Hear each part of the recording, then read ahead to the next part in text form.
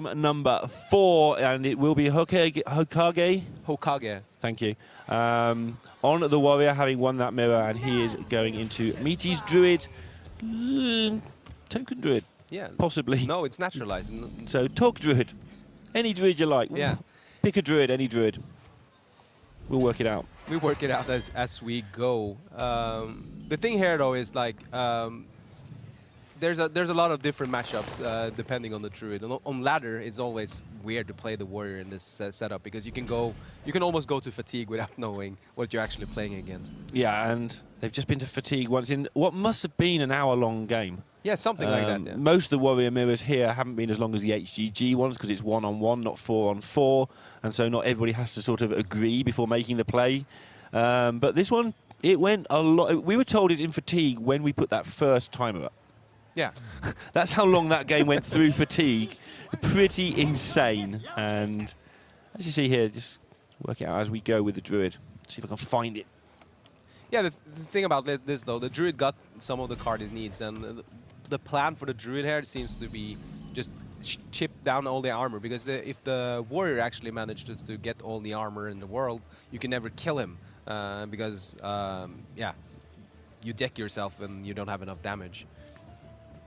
Seeing here as Meati, he's trying to build up a pretty decent board presence. He dropped the MC Tech because it has never been getting value in this matchup because the warrior plays like 1 or 2 big minions, not 4, and floods the board. And it is just Malygos Druid, double mind control tech, nothing particularly thrilling in there. 1 Ferocious Howl, which is kind of normal, I think, now. Yeah, and then this shows like for Hokage's part, his goal for his matchup is basically now is just armoring up as much as possible, because even though the druid has the flute and has the combination and he can do a lot of damage, it's limited because it's 2 swipes and 2 moonfires, and that's basically it. Yeah, and it's tempting to think that there's unlimited damage in this because it's normally way over as much as you need. But like you say, it is limited. If you get up to the 70s, the 80s in health, actually then the druid needs to work out how to stick a minion. It needs to get an Alexstrasza to hang around. And really, because it can't put the pressure on with minions earlier, the warrior should have ways to deal with those few minions. Yeah, and you see here also that Meati, from his side, he's been doing great at keeping the armor count low. The warrior only has 6 armor for now, and that's possible to deal with, because with the Floop and the Malygos, the combo does a lot of damage. Each swipe does 14 damage, and then you have 11 damage Moonfires on top of that, and that spells trouble for most people. It does. It's troublesome spells. Meati, this is also, again, the sort of technical matchup in which he excels. Ladder players tend to be very good on their common technical games, like something like this. And they're not usually so good on, say, their 4th deck, the deck they have to bring to make a lineup work, because they don't have to play it on ladder. Yeah. But when it comes to the top tier decks, bashing each other and knowing each little intricacy, that's the sort of thing that ladder players are terrifyingly good at. Yeah, and then this is the thing, though, like Malygos Druid is a really good ladder deck as well. Exactly. Yeah, so he would have played this a lot. He'll be in his comfort zone here. I would love to see like stats for a lot of the players. Just love to see like this guy played this many games of Malygos Druid like in the last 2 weeks, because it shows how much practice actually each player needs. I see some tweets like when Orange was practicing Malygos Druid, it's like, yeah, I played 350 games of Malygos the last week or something like that. That's like, wow. That's a lot of games. That's a lot of Malygos. I think that Malygos or Malygos. Let's go with Geese because I think people prefer that. It's funnier. I do think that ladder and tournaments have drifted quite a long way apart. They've always been separate, obviously, but in terms of the skill set you need, and it's all about the intricacies with the tech cards. But there doesn't seem to be much in the way of tech in Meati's deck. It's just a straightforward deck that he's comfortable with. Yeah, and it's just the good stuff. Like. You don't necessarily need to tech versus everything if you just have the good stuff. Hokage here on this turn, though, it's like there's a lot of consideration. Some warrior players are saying that you have a possibility to maybe go for Boom, because Boom can give you so much pressure with the rush minions and just basically kill the druid before he can do its things. The other thing is like a lot of people are saying, well, you can just armor up every turn, and when you hit a certain amount of health number, they can never touch you. And this is like 2 sort of philosophies to approaching the Odd Warrior Malygos matchup. I think something we've learned about Malygos Druid in particular over the last 3 or 4 months is there's never a general rule. I mean, in Hearthstone that's always a danger, but in Malygos Druid the best players are so flexible with how they approach each game. Like, just picking up Twig here from Meati last turn will change how he thinks enormously about this game. You've got to start wondering how you're going to use that 20 mana turn and if you can even get that. And you see here now, this was a big turn from Meati, clearing up something with Spellstone, coining out the ultimate infestation, and then just getting all the cards he needs, and he can start trying to assemble all the pieces he needs to do the big damage numbers. And he needs to do it soon because that armor is already running away very slightly. Hokage keeping back the Ziliax forever here, waiting to be Alexed. Yeah. So he can start replenishing that health total as like sort of extra armor, if you like, just healing back up as much as he can. Yeah, because this Alex will always hit for 15. Yep. Because this armor is never going away. And if I calculate correctly, it's 14 per swipe, and then you have 11 per Moonfire. That should be 50 damage. So that sounds like 50. Yeah, and that's with Fluke. And that's like the top end. But then you can get minion damage on top. You've got, maybe if you get Malfurion in play, that's another 3 a turn. Yeah. That keeps the armor under control. Yeah. It stops it escaping. And Meati is going to take that action immediately by the look of it. Just have cancelling hero powers for the next few turns. Yeah, just Malfurion is also really key here, because what Malfurion does is applying like as you said, 3 damage a turn, basically making the warriors gaining armor so much slower. Also puts down 3 minions on board, so if he ever wants to branching paths for a bit of extra burst, he can do that too. And we see here though, with the full hands of Hokage, some of the cards like Reckless Flurry it's the last resort basically, because you don't want to lose all this juicy armor. What you want to do is basically just keep it. It is basically similar to the Old Warrior Mirror, where it's in most cases just a dead card and you're never being able to use it. The Shield Slams on the other hand, he wished they could go face, but Shield Slam face has always been a highlight of Warrior casting since time began. I like it.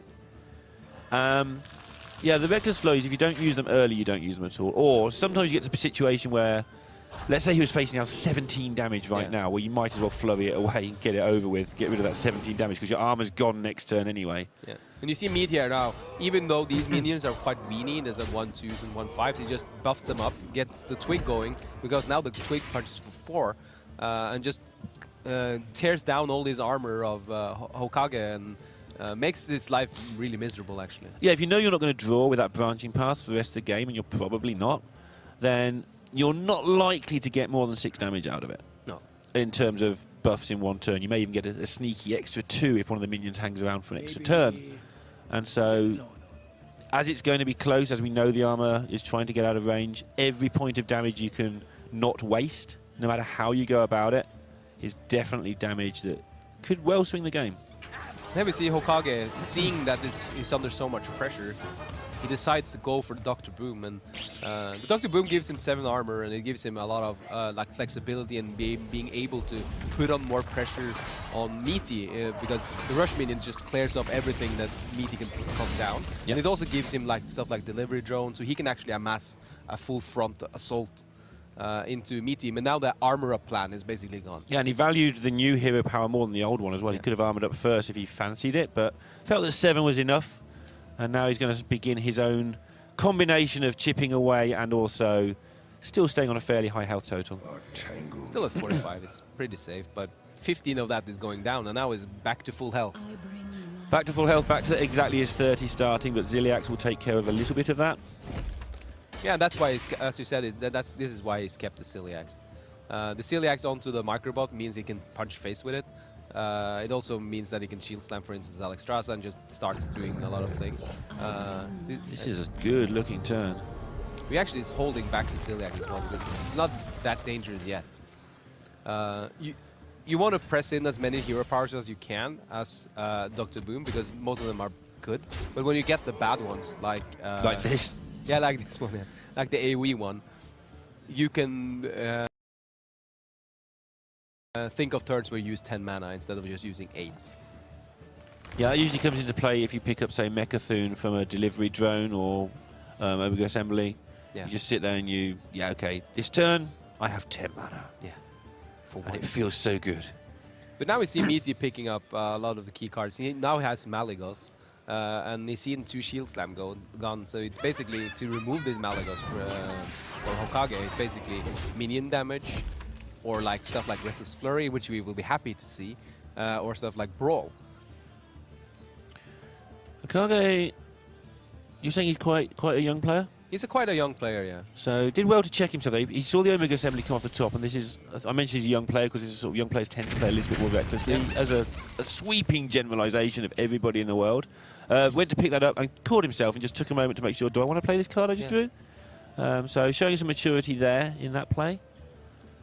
Yeah, and he's just trying to figure out how he should do this, because, you know, when the Druid has drawn as many cards, drawing with stuff like Nourish and stuff like that, you know the doom is imminent.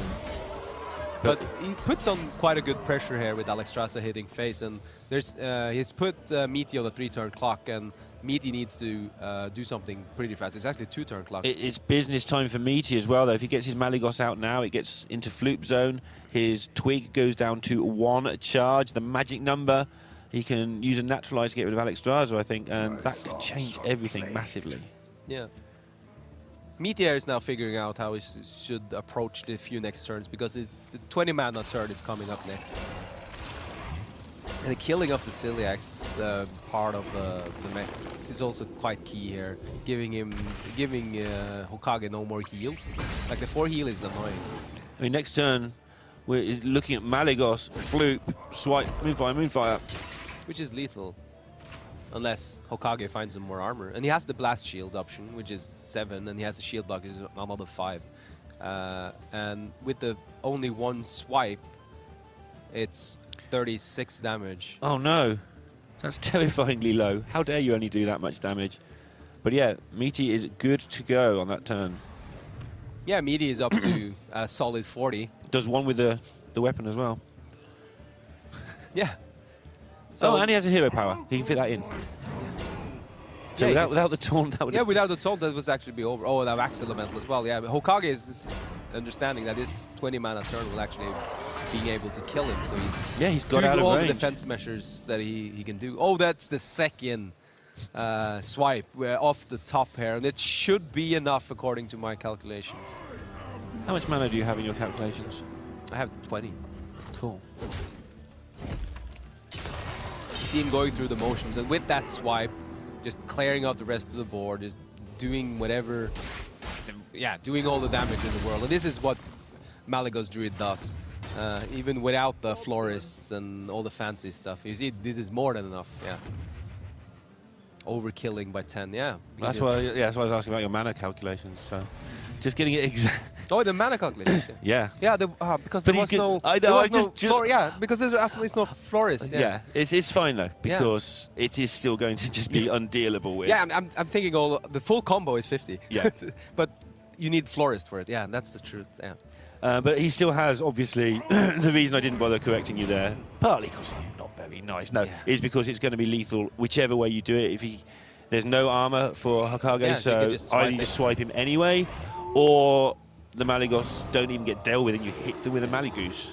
So this is, of course, the correct play. You can just do whatever he wants, and he decides to use the Ultimate Infestation for 10 damage there after the Malygos has been silenced. And just going through the things and going up 2-2 now for Meati. And he is on this Malygos Druid. And a lot of people, as we talked about earlier, Malygos Druid is a deck that can sweep. It has the potential to beat everything. Yeah, and again, as a ladder player, Meati will be very proficient on it. You were telling me beforehand, like sort of players like Orange just say it's favoured. Like we're saying, what's this matchup? And we're like, oh, it's 45%, and you're like, Orange says it's favoured because Orange just plays it all the time. And that's the thing though, because Malygos Druid, like even there, like I'm counting the combo, full combo, and I couldn't count the math, and I will probably go full out, and then it's like, oh, if I miss and then I die on the backswing, for instance, that would be a mistake because I'm not that experienced with it. But Meati, on the other hand, know all the intricacies, and you can't always trust the stats on HS Replay, for instance, because there are a lot of horrible players playing all the day. Stats are weird things. They are incredibly, incredibly important, and they're also incredibly useless, depending how you use them. You've got to use them to twist to your own purpose. So this is also this is also one of the matchups that's really interesting, because I usually play the Token Druid in this matchup and I feel it's favored all the time. You feel the Token Druid's favored? Because I know people love to argue this matchup. Yeah, everyone's arguing about matchup. I feel the Token Druid is favored, but if you ask someone else, they say the Malygos Druid is favored, and the stats says the Token is favored. Okay. So how would the Token approach this one? You go big, and you do buffs and if you just do enough buffs, they only have like spreading play that can punish you or like killing off your board, but then you remove combo pieces for actually killing you. You can use branching paths, usually use it for damage, to push damage through the Malagos, or use it for armor, because they have used a lot of damage to clear your board, so you use it for armor and they don't have enough burst to kill you. So the only problem with all that, and this particular game, because that's the fundamentals of the matchup, is at the moment Hokage doesn't have any of the key pieces. No. But it's assembling. It does slowly but surely assemble. Yeah, they're playing Inspired Druid now and just punching back and forth and doing small amounts of damage, because no one draw the card that everyone keeps in Druid, no matter what Druid, which is Wild Growth. This is not how Druid matches normally go, that's for sure. Did you see Zalay's tweet about Togwaggle Druid a week or so ago? No, I didn't see it. He basically said that in one specific matchup, which I forget, basically, no, it was over 60,000 or so games. Again, numbers pulled straight from my backside. But Ultimate Infestation kept in the mulligan was better than Wild Growth. Yeah, okay. By like 0. I don't know, just a tiny percentage. But it was really interesting to see that that's how weird that deck is. Yeah, but here we will see a big turn from Hokage though. Being able to nourish out and playing both the Arcane Giant and either playing the buff, which I will assume is coming down now, either as a minion or as a buff. No, he actually considers the shapeshift instead. Yeah, I guess he's looking at the next turn, which could be pretty powerful. What this does is setting up a really menacing board. Like 2 4/4s, like doesn't look that much, but due to all the buffs that the Token Druid has, you have to stop this somehow. And Giggling Inventor is one of those. Such a crazy card. I think we've learned to deal with Giggling Inventors now. I don't think it's one of those cards that's completely broken things up. No, it has its counters. Like, but you see it how it warps the meta. Like Mossy Horror, it beats 2 things, and that's Spreading Plague and Giggling Inventor. Yeah, you wouldn't play Mossy Horror if not for those 2 cards. I agree entirely. And probably you wouldn't play Mossy Horror without Giggling if it was only Spreading Plague was countering. And even Mind Control tech, which almost never steals a minion, although it might do here, really is a function of all the Giggling Inventors that are in the meta. There's other reasons, but it just stops you from being able to play Giggling Inventor and something else a lot of the time.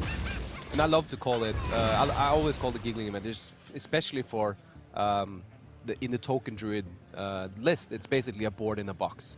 You play one card. I like that. Yeah, you play one card and you get like a pretty decent sized board, and that's scary. Like 3 minions are scary. You knew what Treants did back in the days. 3 minions with Savage Roar is scary. That was very scary. That was 14 damage. I remember that number well. Yeah. And you see here now, like he had 2 minions on board, and he plays a Giggling Inventor and a Power of the Wild, and suddenly this board is menacing. This is a scary board. You can follow it up with either Soul of the Forest, Stone Scale Scavenger. This is just what Token Druid does. Build a big board and just kill you. Meaty now has to do the opposite of that, which is stop your big board and not die. Yeah. And if he manages to do that for 1 or 2 more times, he might be okay. But look at the cards assembling in Hokage's hand. Yeah, he has all the buffs. The only thing that's lacking is a backup plan if all these fails. And the backup plan then usually is like Ultimate Infestation. Flute for Mind Control tech, something that you don't see very often, and every time you do it's like, oh, I like this. Yeah, it's good. It's a 4 mana Mind Control tech, but Mind Control tech, when it gets value, is worth much more than 4 mana. Let's see if he chooses to use a Moonfire here, if he feels he needs the damage from it later. And that's what he's thinking about. And now Hokage knows there's a Moonfire. Yeah. Because this is going to be one thought for one thing, otherwise you just bump in and get on with your life. And this is the thing though, like, how much do you value this 2/3 with Divine Shield? But it's a 2/3 with a Divine Shield that can turn into a 2/2 if it's killed next turn and get buffed. The thing about this though is, what I think he's considering is also that if he kills it, it makes the Spreading Plague better. If he doesn't kill it, it makes everything else better. And here we see it picking up one of the key cards in the matchup. It's this Whispering Woods, which is also the other board in the box. Just in time as well, because the hand size was starting to shrink just a little. Yeah. And obviously Meati's last turn with that Moonfire, the win condition isn't really Malagosing them like last game. Warrior, It's just like survive, have some damage left over, and your Malagos will just chill and get it done somehow in the end. You can punch through yourself, and you have Malfurion. You have a lot of ways to just win because if you just exhaust all the Token Druid will most likely draw more cards than you. It will also expend more cards than you. And if you just exhaust all the boards they can put up, they can't do anything. Yeah, because they can't do damage. They can do a lot of damage very easily with one card, like Savage Roar, for instance. But when they run out of minions, all these cards suddenly become trash. Yeah. The Savage Roar with no board is actually just complete garbage. It's just a really bad Frostbolt. Yeah. Well, worse than that, really bad Holy Fire. Maybe here you see also the strength of the Scavenger. Just having 2 Scarabs on board, playing the Saronite, and then suddenly you have like this big. This is a really scary board as well. 3/7s are easy to clear. 3/7s is in the park where further buffs just puts you so far into the lethal range. Yeah, somehow need to get Malygos swipe set up over.